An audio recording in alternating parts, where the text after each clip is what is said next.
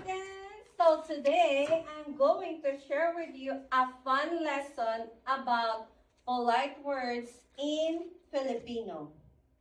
Did you know that in the Philippines, being respectful is very important? That's why we have special words that we are using to show our love, respect, and kindness to one another. So, are you ready to learn these words? Yeah. Are you ready to learn these words? Yeah. 1, 2, 3. Okay, so today we are going to learn about how to greet each one another for different times in the Filipino language. Language. Yeah.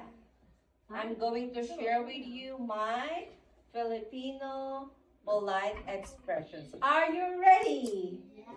Okay, let's start. Okay.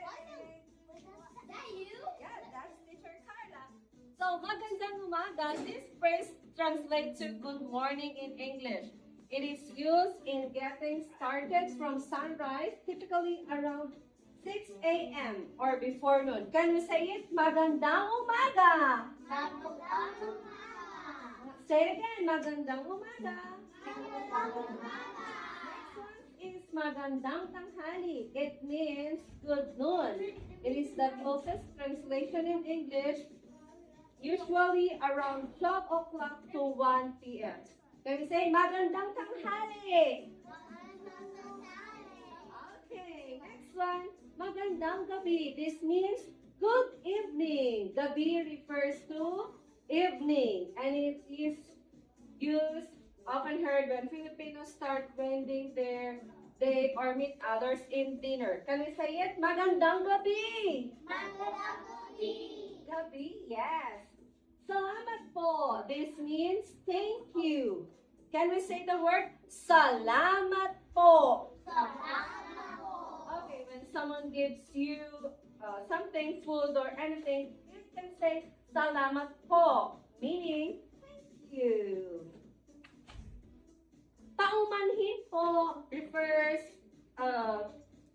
it is one way of saying sorry or excuse me in a polite way. Can we say it? Paumanhin po.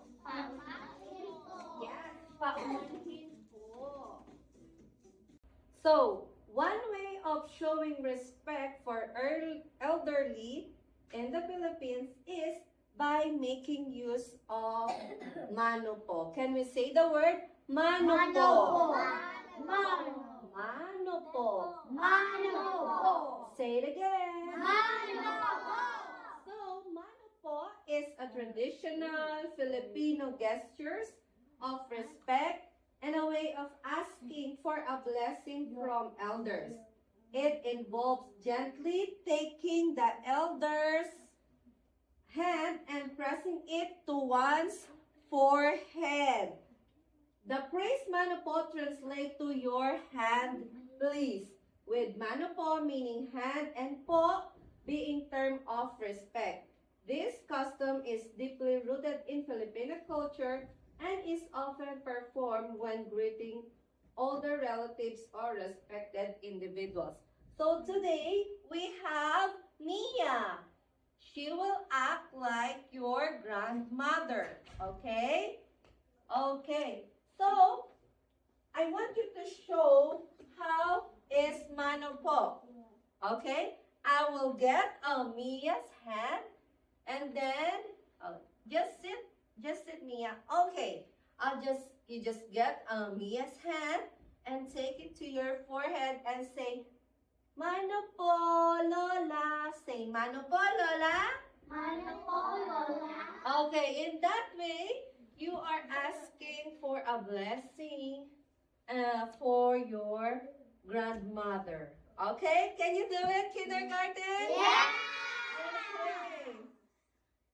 Or it is a term for respect for your grandmother. Okay, who wants to do it? Raise your hand. Raise your hand. Okay, Chris. Okay, let's Let's see if Chris can do it. Get her hand. Say, mano po. Put in your forehead. Put in your forehead. Mano po. Mano po.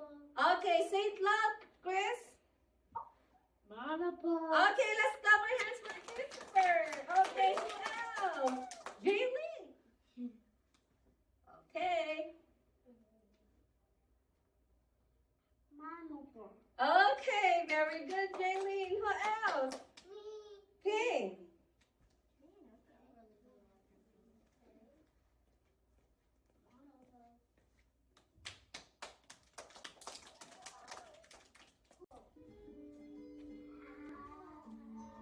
Okay, let's have this song. Okay, come sing with Miss Yellow. Ready? Snap your fingers.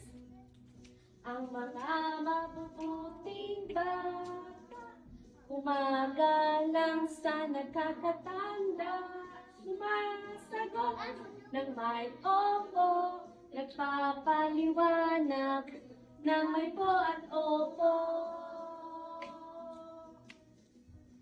Mano po, salamat po, louder. Sorry po, thank you po, na mabubuting bata, magalang sa nakakatanda, sagot ng may opo, nagpapaliwanag ng may po at opo.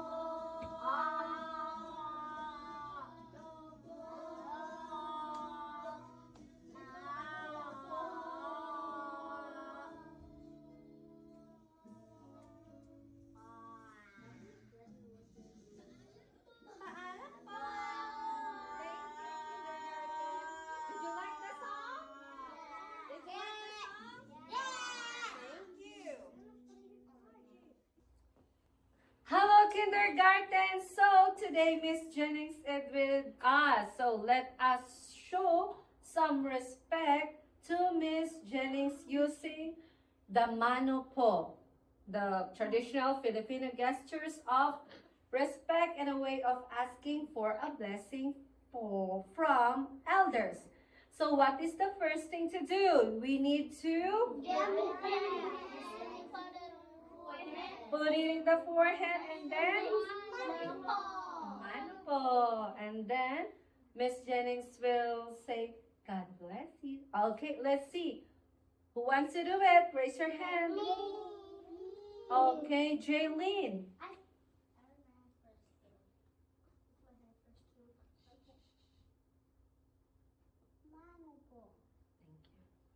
Okay, our God bless you. God bless you. Okay, next one. Christopher. Mano po. Okay.